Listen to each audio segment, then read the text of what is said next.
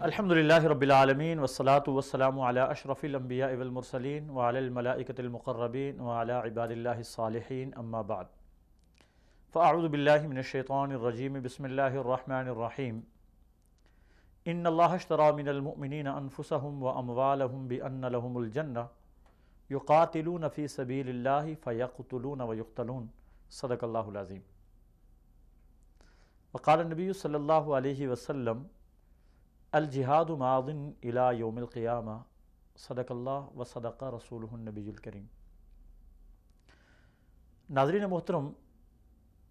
غزوات النبی کے عنوان سے ہمارا یہ سلسلہ وار پروگرام جاری ہے، اور اس میں ہم نے رسول اللہ صلی اللہ علیہ وسلم کے ان جنگی معرکوں کا ذکر کرنا ہے جن میں رسول اللہ صلی اللہ علیہ وسلم بذات خود شریک ہوئے، یا رسول اللہ صلی اللہ علیہ وسلم نے حضرات صحابہ اکرام رضوان اللہ علیہم اجمعین کے لشکر مختلف مہمات پر بھیجے۔ مختصر تذکرہ ان کا بھی کریں گے۔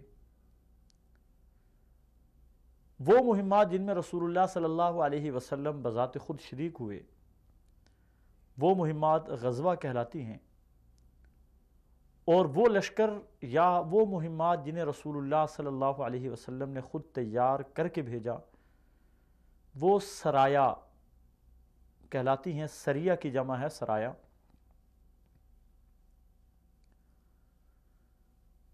اللہ تعالیٰ نے قرآن مجید میں ارشاد فرمایا ان اللہ اشتری من المؤمنین انفسهم واموالهم بان لهم الجنہ،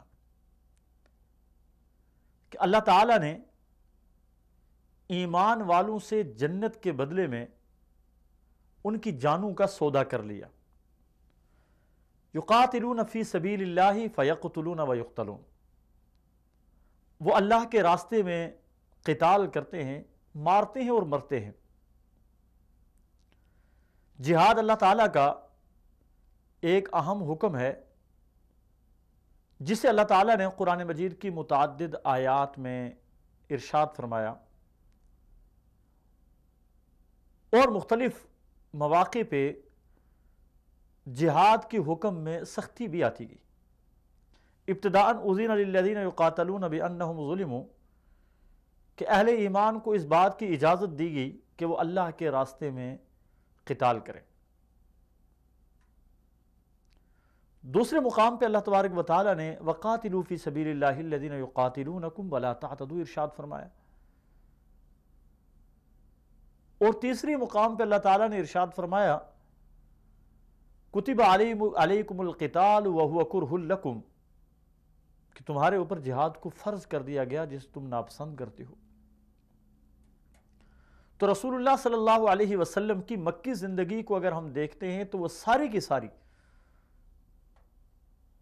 دعوت پہ مشتمل ہے، اور اس ساری زندگی کو آپ نے بطور دعوت گزارا۔ لیکن اگر ہم مدنی زندگی کا جائزہ لیتے ہیں تو مدنی زندگی رسول اللہ صلی اللہ علیہ وسلم کی 10 سال سے کچھ اوپر ہے، اور اس 10 سال کے عرصے میں رسول اللہ صلی اللہ علیہ وسلم نے دین اسلام کی اشاعت، دین اسلام کا تحفظ، اور مسلمانوں کو دینی تعلیمات سے روشناس کرانے کے لیے ایک لمحے کو بھی ضائع نہ کیا، بلکہ پیغمبر صلی اللہ علیہ وسلم یا جتنے بھی انبیاء اکرام علیہ السلام ہوتے ہیں ان کی زندگی کا کوئی لمحہ بھی ضائع نہیں ہوتا۔ مگر مدینہ آنے کے بعد رسول اللہ صلی اللہ علیہ وسلم نے اپنی ترجیحات میں دین اسلام کی اشاعت اور جہاد کو اپنی ترجیحات میں رکھا۔ خود رسول اللہ صلی اللہ علیہ وسلم 27 مرتبہ جنگی مہمات پر نکلے، اور یہ 27 یا 29 تعداد بھی بعض حضرات نے لکھی ہے غزوات کی ہے۔ اور سرایا وہ لشکر جنہیں رسول اللہ صلی اللہ علیہ وسلم نے تیار کر کے بھیجا، ان کی تعداد 75 تک لکھی گئی ہے، 75، اور 45 پہ تو سب کا اتفاق ہے۔ ان سرایا میں سب سے پہلا سریہ حمزہ ابن عبد المطلب ہے۔ یہ سریہ رسول اللہ صلی اللہ علیہ وسلم نے حضرت حمزہ ابن عبد المطلب کی سربراہی میں بھیجا، اور بعض مورخین نے لکھا ہے کہ غزوہ ودان سے واپسی پہ رسول اللہ صلی اللہ علیہ وسلم نے 30 مہاجرین پہ مشتمل یہ مختصر سا قافلہ حضرت حمزہ رضی اللہ تعالی عنہ کی سربراہی میں بھیجا، اور یہ پہلا سریہ تھا۔ اس سریے کا جھنڈا سفید رنگ کا تھا، اور یہ پہلا جھنڈا تھا جسے رسول اللہ صلی اللہ علیہ وسلم نے خود تیار کیا تھا، اور اس جھنڈے کو ابو مرثد کناز ابن الحسین الغنوی نے اٹھا رکھا تھا۔ اس سریے کو سریہ سیف البحر بھی کہا جاتا ہے، اور اسے سیف البحر کہنے کی وجوہات یہ ہیں کہ یہ بحر احمر کے کنارے مقام عیس ایک جگہ ہے، عیس مقام ہے ایک، وہاں پر یہ سریہ منعقد ہوا۔ حضرت حمزہ رضی اللہ تعالی عنہ قریش مکہ کے ایک تجارتی قافلے کے تعاقب میں روانہ ہوئے، اور یہی مقام عیس ہے جہاں جا کر ان دو لشکروں کا آپس میں آمنا سامنا ہوا۔ ابو جہل 300 افراد کے قافلے پر مشتمل تھا، مگر وہ لڑائی اور جنگ کے لیے تیار نہ تھا، بلکہ اس کی کوشش تھی کہ اپنے تجارتی قافلے کو کسی طرح بچا کر وہ مکہ پہنچ جائے۔ یہاں پہ حضرت حمزہ ابن عبد المطلب رضی اللہ تعالی عنہ جو حضور صلی اللہ علیہ وسلم کے چچا ہیں، انہوں نے اس قافلے کو آ لیا، اور قریب تھا کہ جنگ چھڑ جاتی، مگر ایک شخص مجدی بن عمر جوہنی، اس کی سفارتی کوششوں سے یہ جنگ جو ہونے والی تھی ٹل گئی۔ یہ مجدی بن عمر جوہنی قریش کا بھی حلیف تھا اور اہل مدینہ کا بھی حلیف تھا، اس لیے اس کی سفارتی کوششوں سے یہ جنگ ٹل گئی، اور یہ حضرت حمزہ رضی اللہ تعالی عنہ اور آپ کے 30 ساتھی جو سارے کے سارے مہاجر تھے، بغیر کسی لڑائی کے مدینہ واپس آ گئے، اور قریش بغیر کسی نقصان کے مکہ پہنچ گئے۔ مگر ایک بات قریش کے ذہن میں یہ ضرور نقش ہو گئی کہ اب مسلمان ہمیں چین کے ساتھ نہیں بیٹھنے دیں گے، مسلمان ہمیں اطمینان کے ساتھ بیٹھنے نہیں دیں گے، اس لیے کفار مسلمانوں کے لیے مختلف تدابیر اختیار کرنا شروع ہو گئے، اور اسی طرح مسلمان بھی اپنے دفاع کے لیے سوچ بچار کرنا شروع ہو گئے۔ یہ احوال تھے سریہ حمزہ ابن عبد المطلب کے۔ اس کے بعد، اور یہ سریہ جو ہے یہ بھی پہلی ہجری میں، یعنی ہجرت کے 7 ماہ بعد رسول اللہ صلی اللہ علیہ وسلم نے روانہ کیا تھا، رمضان کا مہینہ تھا۔ اس کے بعد ایک اور سریہ ہے جو سریہ عبیدہ ابن حارث ہے، جسے رسول اللہ صلی اللہ علیہ وسلم نے تیار کیا، اور یہ بطن رابغ مقام کی طرف رسول اللہ صلی اللہ علیہ وسلم نے بھیجا۔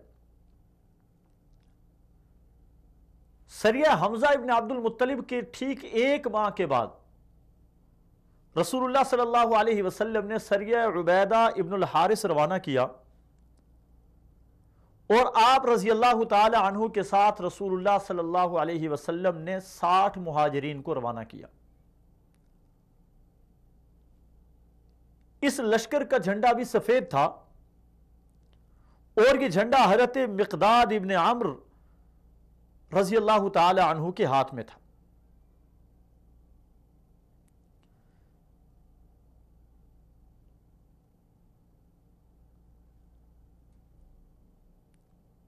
ساٹھ مہاجرین تھے، حضرت مصطح بن اساسہ رضی اللہ تعالی عنہ نے ایک سفید پرچم تھام رکھا تھا، اور اس لشکر کا یہی سفید پرچم حضرت مصطح ابن اساسہ رضی اللہ تعالی عنہ کے ہاتھ میں تھا۔ اس لشکر کا آمنا سامنا کفار قریش کے لشکر کے ساتھ ہو گیا، اور یہاں پر اگرچہ تلواریں تو نہیں نکلی مگر تیروں کے ساتھ مقابلہ ہوا،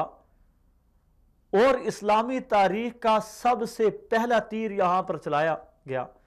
اور سب سے پہلے تیر چلانے والے حضرت سعد ابن ابی وقاص رضی اللہ تعالی عنہ ہیں۔ یہ حضرت سعد ابن ابی وقاص رضی اللہ تعالی عنہ عشرہ مبشرہ میں سے ہیں، مشہور صحابی ہیں، اور یہی ہیں جن کے بارے میں جن کے احادیث کے اندر بہت سارے فضائل آتے ہیں۔ خود ارشاد فرماتے ہیں کنت ثالث الاسلام، کہ میں تیسرا ایمان لانے والا، یعنی مجھ سے پہلے صرف 2 آدمیوں نے اسلام قبول کیا تھا،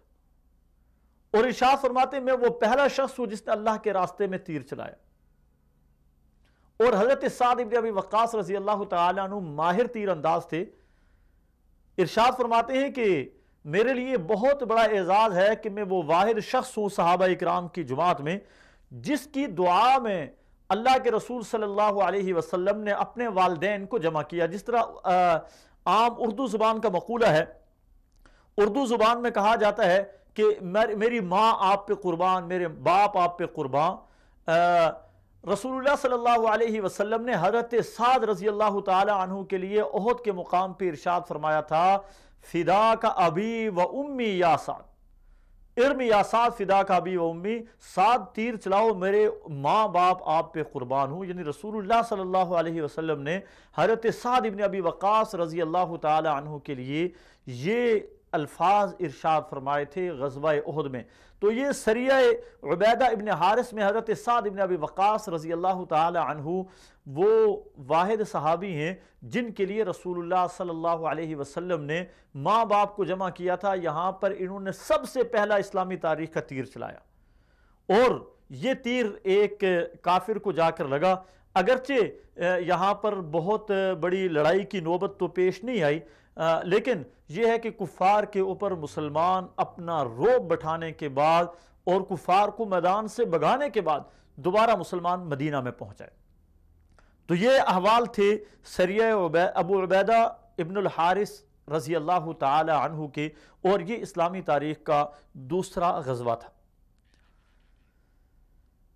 سرایہ کی تاریخ میں انشاءاللہ العزیز ہم اس سلسلے کو جاری رکھیں گے، اور اپنے آئندہ پروگرام میں ہم آپ کے سامنے کچھ سرایہ کا ذکر کرنے کے بعد دوبارہ غزوات کی تاریخ کی طرف لوٹ کر آئیں گے کہ اسلامی تاریخ میں غزوات کی کیا اہمیت ہے، اور وہ کون سے غزوات ہیں جن میں باقاعدہ لڑائی کی نوبت آئی، اور جب لڑائی کی نوبت آئی تو مسلمانوں کی کیفیت کیا تھی۔ تاریخ محفوظ کی گئی ہے، اور تاریخ سے انسان سبق سیکھتا ہے۔ تاریخ صرف بیان کرنے کے لیے نہیں ہوتی ہے، بلکہ اللہ تعالیٰ نے قرآن مجید میں بھی جب بھی پرانی تاریخ کو بیان کیا، قصوں کو بیان کیا، تو ان قصوں کو بطور عبرت بھی بیان کیا، بطور سبق بھی بیان کیا۔ ان فی ذالک لعبرہ، اللہ تبارک و تعالیٰ نے خود ارشاد فرمایا کہ ان قصوں کے اندر تمہارے لیے عبرت کا سامان ہے۔ تو جتنے بھی قصے ہمارے سامنے آتے ہیں یا جتنی بھی تاریخ ہمارے سامنے آتی ہے، مسلمان کو چاہیے کہ اس تاریخ میں جو اچھی باتیں ملتی ہیں ان کو اپنا لے، اور جہاں کہیں مسلمانوں نے اپنی غلطیوں کی وجہ سے شکست کھائی ہے، جہاں مسلمانوں نے اپنی غلطیوں کی وجہ سے نقصان اٹھایا ہے، ان سے بچنے کی کوشش کی جائے، اور اپنے اسلاف کی تاریخ کو یاد رکھا جائے۔ جس طرح ہمیں دیگر اپنے بہت سارے معمولات یاد ہوتے ہیں، اس طرح اپنی اسلاف کی تاریخ کو یاد رکھا جائے۔ اللہ تبارک و تعالی ہمیں عمل کرنے کی توفیق نصیب فرمائے۔ والسلام علیکم ورحمۃ اللہ وبرکاتہ۔